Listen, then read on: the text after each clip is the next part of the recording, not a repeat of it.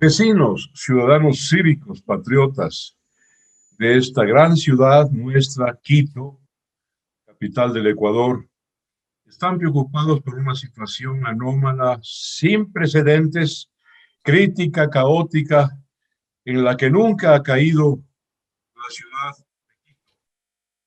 Y como parte de este preocupante contexto, estamos tratando la nueva situación que aspiran 260,000 habitantes del Gran Valle del Ilaló, de verdor, multivalente. Y hoy día voy a conversar con uno de estos patriotas. Es un experto, es un técnico informático, es un ingeniero, Jorge Durán Ballén Villalobos. Su apellido nos dice su cuna, su ancestro, es hijo del inolvidable y formidable presidente de la República, Sixto Durán Ballén. Jorge, quiero empezar con usted dándole la bienvenida y preguntándole, porque lo suyo, su trabajo es el contacto con las comunidades, con las organizaciones de base. Son 8 o 9 parroquias en el Gran Valle del Ilaló. ¿Cómo está ese trabajo suyo? Un trabajo, bueno, encomiable. Jorge, adelante. Bueno, muchas gracias, sí. Bueno, muchas gracias, Marcelo, por esta invitación y qué gusto poder conversar contigo, con todos los que nos vayan escuchando, para poder conversar sobre este tema que es de una gran aspiración que tenemos aquí en el Valle. Quiero empezar diciendo que esta gestión que estamos haciendo no es algo nuevo, ¿no? Es algo que viene desde hace varias décadas, inclusive por múltiples entidades, múltiples movimientos políticos, inclusive se puede decir, ¿no? Esta, entiendo yo, que es la tercera. Esperemos, como dice la frase, que la tercera sea la vencida, como dicen, ¿no? Y antes de entrar en materia, sí quisiera analizar por qué los anteriores intentos no han tenido éxito, no han llegado más allá que una simple intención, ¿no? Y yo creo que mucho de eso tuvo que ver porque se movieron en esferas, llamémosle, políticas. Fue más impulsado por ese lado, ¿no? Especialmente se las impulsó mucho desde las juntas parroquiales, que obviamente tiene un tinte, tiene una connotación política. Y a mí la palabra política me da mucha pena que se la haya desvirtuado. La política en sí es lindo, es velar por el bien común. Desgraciadamente, la politiquería, la parte electoral, la parte partidista, es realmente la que daña esta palabra hermosa, que es política, ¿no? Una vez mi papá me recordó una frase de Velázquez Ibarra, entiendo que es, que decía que en la política y en la física todo vacío se llena. Entonces, si dejamos un vacío político, si no participamos gente preparada, honesta, disponible, un poco sacrificándose por el país, por la comunidad, pues queda un vacío y ese vacío se va a llenar y se va a llenar con lo primero que aparezca. Entonces, justamente se da lo que tú mencionaste, este momento que estábamos viviendo en la ciudad y en general en el país también se ha dado. Y me atrevo a decir, inclusive a nivel hasta mundial, ¿no? Me atrevo a decir que la inmensa mayoría de la gente que es capaz, con experiencia, con buenas intenciones, honrada, le ven a esto a la política como algo asquiento, como si fuera el diablo y hay que hacer un exorcismo y por Dios no me llamen a eso. Y se esconden.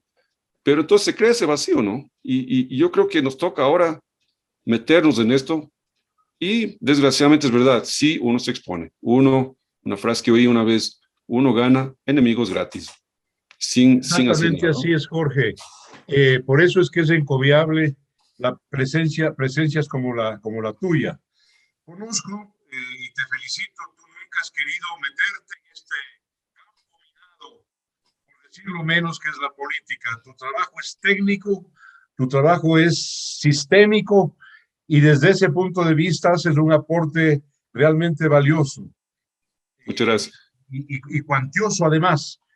Eh, pero como bien anotas, tu padre, nuestro presidente Durán Ballén, el doctor Velasco Ibarra, Galo Plaza Lazo, Osvaldo Hurtado, el propio Rodrigo Borja, pertenecen a una generación de mandatarios de otra estirpe moral, de otra estirpe ética, auténticos cívicos. Nadie los reemplazó o casi nadie. Y como bien anotas, ese hueco, ese vacío fue llenado por oportunistas, por improvisados, discúlpame el término macanudo, por sapovivos, pero el reingreso al escenario público, no político, de personas como tú, puede surtir como un ejemplo, Jorge Durán Ballén Villalobos, para otras personas que quieran actuar salvando a Quito y salvando al Gran Valle del Ilaló. Cuéntanos, Jorge, por favor, porque sabemos que tus contactos con las corporaciones de base, tanto públicas como privadas, de 8 o 9 parroquias del Gran Valle del Ilaló.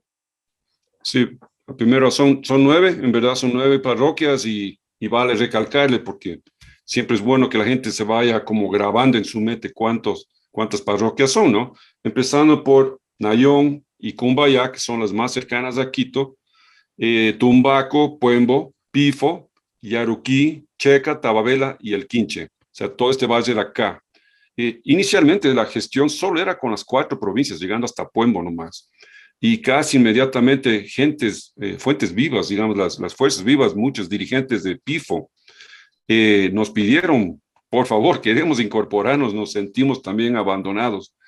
Durante este último año, especialmente en que he estado yo trabajando en esto del territorio que les llamamos, hemos podido incorporar ya representantes muy buenos de Yaruquí, de Tababela, del Quinche, de Checa, excelentes aportes a esta gestión que estamos haciendo.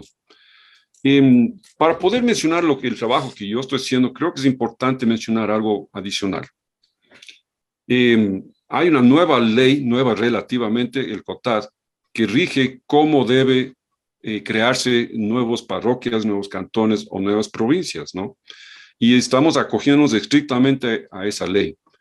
En esa ley, al contrario de antes, ya no se requiere de firmas, no se requiere que aprueben entidades, llamémosle seccionales, sean estas del GAD o municipios mismos, no se requiere ni siquiera de la aprobación del presidente de la República.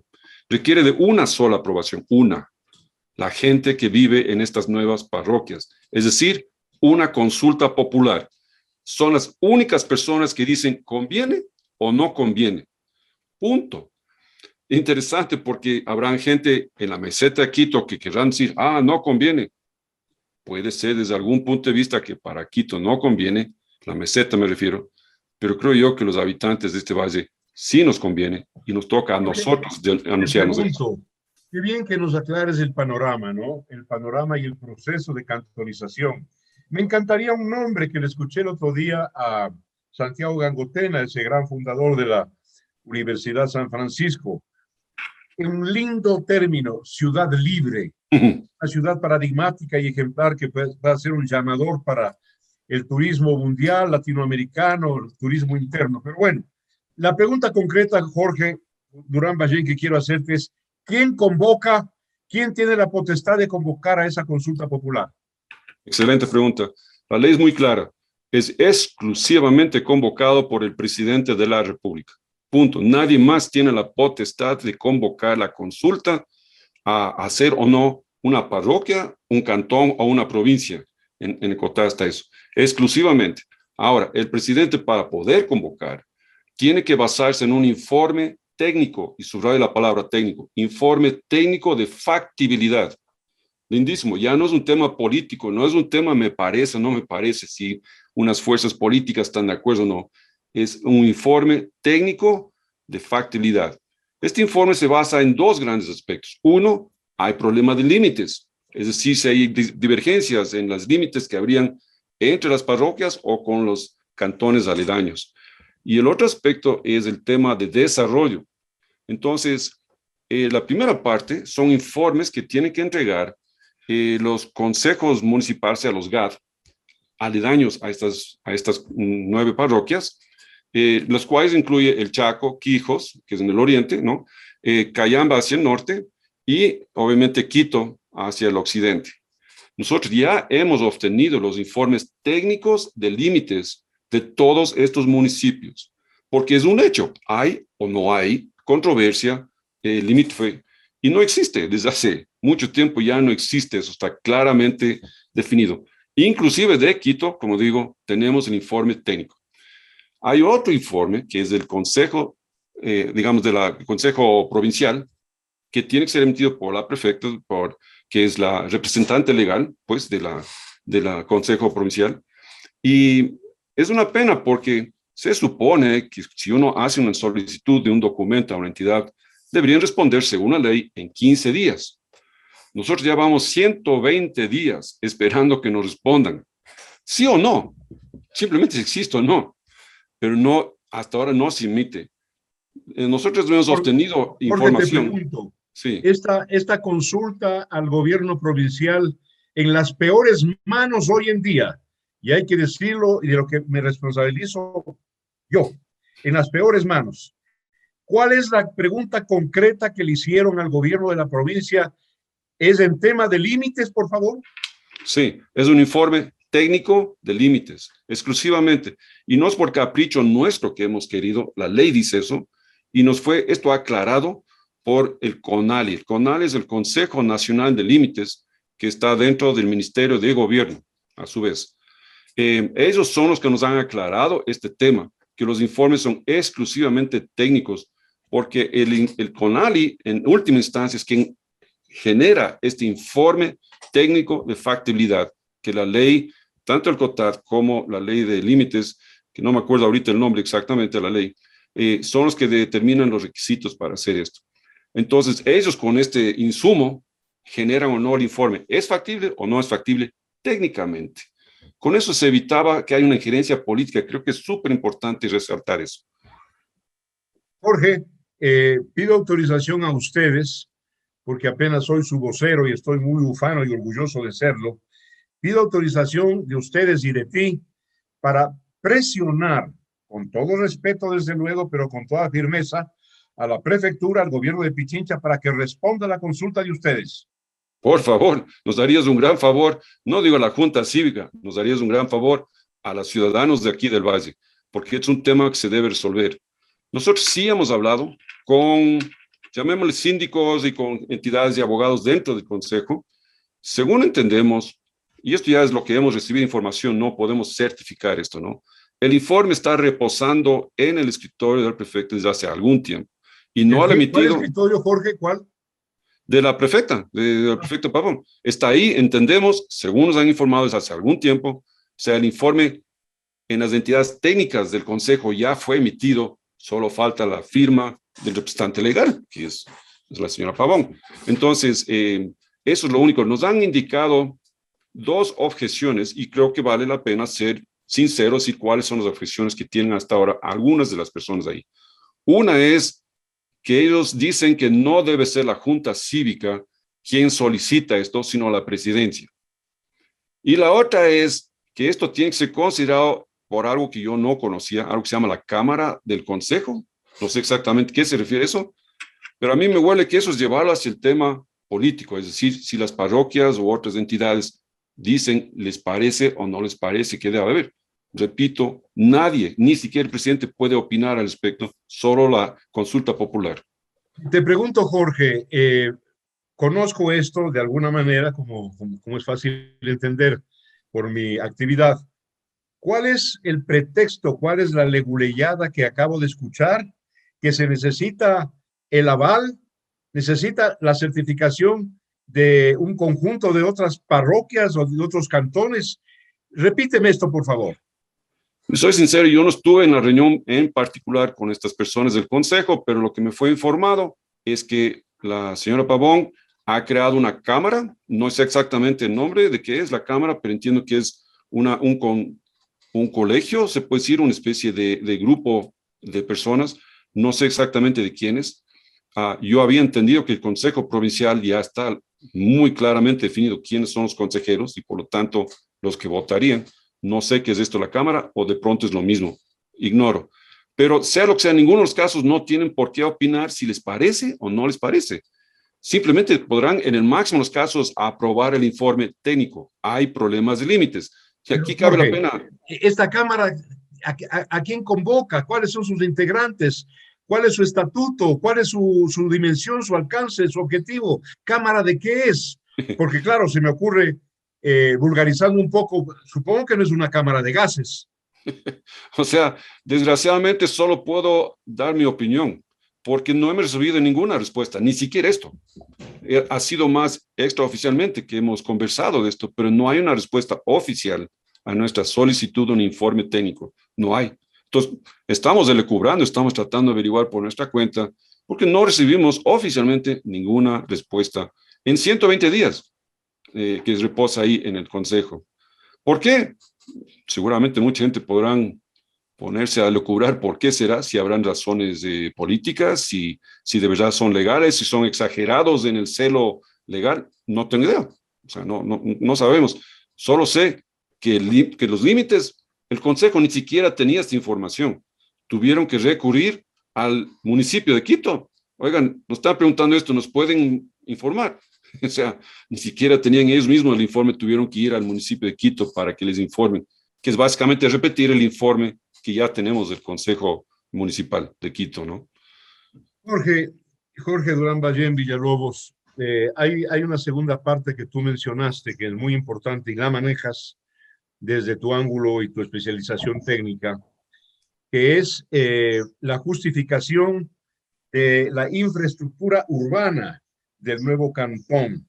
Y eso supone servicios como agua potable, alcantarillado, energía eléctrica, conexiones telefónicas fijas y a lo importante por la telefonía celular, transporte, vialidad, salud, educación, servicios judiciales, plantas de tratamiento. Así son una serie de componentes que integran lo que conocemos como el urbanismo. ¿Cómo está eso en las 9 parroquias? Si te puedo preguntar para una respuesta más bien general, Jorge, por favor. Por favor, sí, claro que sí, encantado. Dentro del informe técnico, como tú mencionas, tiene que haber justificativos históricos, sociales, de posibilidad, y también hay un informe del CEMPLADES, que es importante. El CEMPLADES habla de planificación y desarrollo, que ya no se llama CEMPLADES, entiendo que ahora es una secretaría que acaba el presidente nuevo a hacer la creación de desarrollo, Secretaría de Desarrollo. Sí, Secretaría de Desarrollo, exactamente, no sabe bien el nombre. Hemos conversado también con ellos y estamos empezando, siendo una nueva administración, claro, hasta sentarse bien, tomará un tiempito, esperamos que ya puedan operar enseguida, pero ellos nos mostraron mucha apertura en conversar, trabajar y emitir su informe nuevamente técnico, en este caso, planificación y desarrollo. Entonces, este valle, los números que hemos podido obtener hasta ahora de habitantes, justamente viene el CEMPLADES, la proyección, no tenemos un censo último, es por lo menos 220,000 habitantes entre estas 9 parroquias, que es más grande que, por ejemplo, La Tacunga, que Ambato, que Santo Domingo, que son cabezas de provincia, ¿no? Y aquí estamos hablando de un cantón nomás. O sea, imagínense cómo puede ser que se puede imaginar ustedes que si en La Tacunga no hubiera revisión vehicular y les dicen, ¿sabe qué? Tiene que irse a Ambato o a Quito. Que no hubiera cortes, que no hubiera hospitales. Ustedes pudieran concebir eso. Que en Santo Domingo lo mismo. Es inconcebible que una población de este tamaño no tenga servicios tan básicos. Y echar la culpa a alguien especial, yo creo que es errado. Es muy fácil poder, estando no de acuerdo el alcalde Yunda, no sé si se llama el alcalde en este punto, pero bueno, si es que él tuviera la culpa de esto la verdad tiene mucho tiempo, son muchas administraciones que no han podido planificar y peor todavía implementar desarrollo y mejora en todo este valle, porque no hay planificación. Es increíble, entiendo que tú hace poco entrevistaste a Gustavo Valdés, que fue presidente de la Junta Parroquial de Cumbayá, y él mismo me contó un montón de casos en que las zonificaciones no se dan por área, se dan por predio, según la influencia de la persona que quiera o no planificar. ¿Cómo puede ser que por predio hay una zonificación, ¿no? Y la muestra de esto, tú mencionaste en alguna entrevista, el límite de construcción era 4 pisos. Pues, la mayoría, la inmensa mayoría, nos tenemos que acoger a eso. ¿Cómo es que comienzan a aparecer 6, 8 y 12 pisos? Hay todo un proyecto gigante en la entrada al Lumbicí, donde va a haber, entiendo yo, 2 torres de 12 pisos ahí. Y todos los demás, muy cerca de Isla Primavera, no pueden superar los 4 pisos. ¿Cómo tienen esa influencia? Ya no puedo más que lucubrar nuevamente. Bueno, el tema que acaba de plantear, y me alegro que Jorge no lo plantea a nivel personal, porque sería interminable la sucesión de nombres de cuya responsabilidad dependió una planificación integral, integracional, ¿no es cierto?, de toda la ruralidad o de todo el entorno del Distrito Metropolitano. Innumerables nombres. Y no tiene sentido este momento decir tal cual Mengano, Perencejo o Sutano. No, no tiene sentido. Es todo un esquema, toda una estructura municipal a la cual ya se le fue de las manos y por eso se impone de manera inexorable la cantonización del Valle del Ilaló. Quiero preguntarte finalmente, Jorge, el trabajo intenso con la comunidad, con corporaciones públicas y privadas, cívicas, ¿qué recepción hay? ¿Qué aceptación hay por parte de la comunidad o de comunidades de las 9 parroquias hacia una cantonización? Eso es importante, creo yo. Sí, justamente mi trabajo como vicepresidente en la Junta, asignado por toda la directiva, es el desarrollo de lo que llamamos territorio, es decir, ir a las parroquias y contar y hablar con la gente. Y la primera tarea fue encontrar coordinadores por cada parroquia. Créeme que fue relativamente fácil hacerlo. Y después con estos coordinadores trabajar directamente con ellos para ya ir entrando a nivel de barrios, a nivel de gremios, a nivel de, por ejemplo, mercados, ligas deportivas. Y mi trabajo ha sido bastante fácil en ese sentido porque casi no toca ningún esfuerzo en convencer a la gente. Todo el mundo está tan cansado de la falta de atención. Te voy a mencionar unos 2 casos que me fueron dichos. Alguien que tenía un predio en Puembo, un predio, creo que entiendo que era relativamente normal, $1,500 por ahí, 1,500 metros, perdón. Antes tenía un impuesto predial de $200 y ahora tiene más de $2,500. Han subido el impuesto predial, un precio en área rural, sin que eso signifique ninguna mejora. O sea, si yo pago más servicio, ha de ser por tener algo mejor, pero todo sigue igual. Otra persona me contaba que quiso tener una cometida de agua en su terreno. Le demoró 2 años y medio gestionar para lograr que por fin le haga. Y eso es normal. Si tuvieras la cantidad de predios que no están legalizados acá abajo, si tuvieras la cantidad de, por ejemplo, la carretera que me hacen hablar de otras cosas, el aeropuerto famoso, ya estaba listo el aeropuerto y no había carretera para llegar al aeropuerto. ¿Cómo puede ser? Bueno, igual está pasando ahora con el metro, ya tenemos semejante inversión y no tenemos por falta de planificación administrativa, o sea, es un tema administrativo de gestión que no hay el metro y eso es de la misma tonalidad acá abajo en el valle.